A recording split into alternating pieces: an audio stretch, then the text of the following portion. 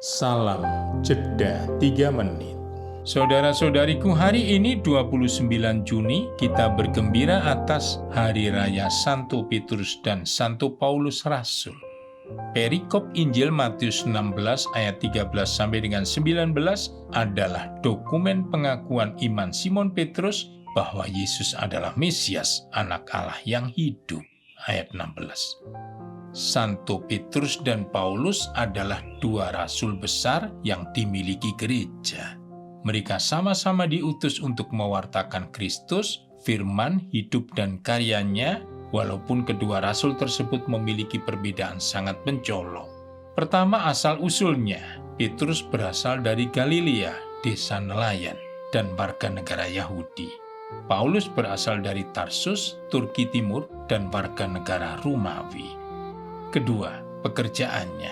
Petrus adalah seorang nelayan yang mencari nafkahnya di air. Paulus adalah pembuat kemah yang mencari nafkahnya di darat. Ketiga, pendidikannya. Petrus nyaris tanpa pendidikan formal, sehingga cenderung berpegang pada yang tradisional. Paulus adalah seorang ahli teologi, murid dari dosen hukum Taurat terkenal pada masa itu, yakni Gamaliel, yang mendidiknya menjadi orang yang terbuka dan progresif terhadap perkembangan pemahaman baru. Keempat, karakternya. Petrus adalah orang yang spontan dan ceplas-ceplos, omong dulu baru dipikir. Paulus adalah orang yang disiplin, penuh perhitungan, berpikir dulu, baru omong secara logis, disertai dengan argumentasi kuat yang tak terbantahkan.